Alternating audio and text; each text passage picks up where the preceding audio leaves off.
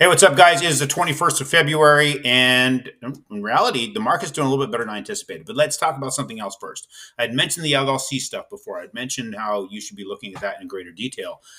There's a lot of things that you should be putting together that I can't really share here. We need to talk about this on an individual basis. I'd love to be able to go explain it all right here. The problem of it is how I explain it and how you take it down and how you prepare it could be different. I have seen this with humans. It's human nature. I'm not saying that you suck at anything. I'm not, it's not pointing at you individually. I'm just saying it happens. How it's taken down. That's what I hate. And I'll just tell you, I'm at the organization I'm starting with here, CCM, big, robust, powerful organization. They have a lot of stuff on their job aids on the site. I suck at looking at that and using it that. I don't like, I've got a printer here. I got the damn user's manual. Pain in my ass. I am not built like that. Show me how to do the shit. So I'm going to show you how to do it. When it comes to building the things out that you need to be used to be successful as a real estate investor, let me help you. I will guide you step by step with the stuff that I do. I paid the money and the time and energy to do all these things with trusts and with LLCs and all that stuff. I will show you what I did and who I used. I'll just direct you to people and help guide you to do that because you need to be successful. We need to make sure that this is done very sophisticatedly, right? You want to be some guy that just slaps crap together that really doesn't mean anything, or you're going to have an actual structure.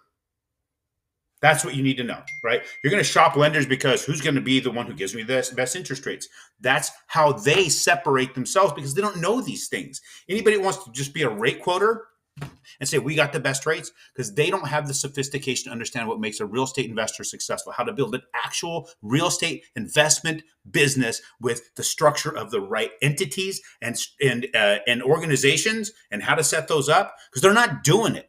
And if they claim they're doing it and they're not sharing that with you, then what does that tell you about them?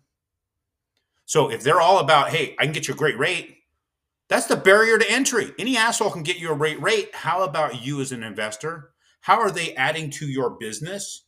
You are building a real estate investment empire. Are they part of your team?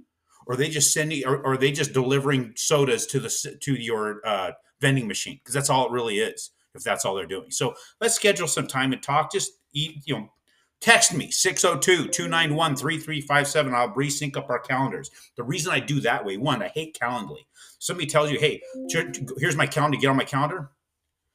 Nothing like saying you're not freaking important, right? I'd rather have Bree look at our calendars and see if we can sync it up so that way I can block off that time, spend that time with you, ignore everybody else, and focus on that conversation to help you and make sure that we're ensuring your business is operational and protected and doing the right things. So let's look at the market and see what's happening here.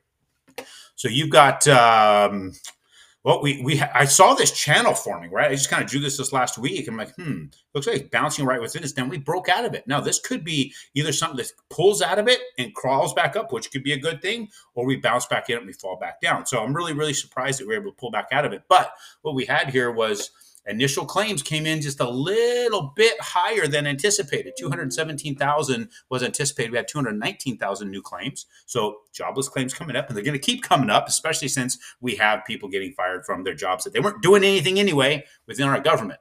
We have continuing claims starting 1,800 at 1.845. Now I have 1.869. So those are continuing to grow. So that has an effect on it, right? If you look back, when jobs show a little bit higher unemployment, bonds get a little bit better because the market's not doing as well. So we start looking at existing home sales. They went down a little bit too. And consumer sentiment, that actually dropped, right? So those things have an impact, as we can see. Because of that impact on the economy, saying it's not looking as strong, it's going to make it look a little bit better for the bonds. Money's going to flow over to bonds because it's going to be a long-term hold. They know what their investment's going to return on them while they're waiting to see some stability in the regular markets. So that's where we're seeing a little bit of improvement there. Is it a big improvement? Not a lot. So it's probably not enough to move the needle if you're looking at a float down, when we do have those float downs. So it's not going to move that needle whatsoever. But we could see that if it continues, that it might be able to engage a float down. So if you're waiting to see if the rates get better, just lock. We can float it down if we need to. So we'll talk to you guys on Tuesday. Thank you.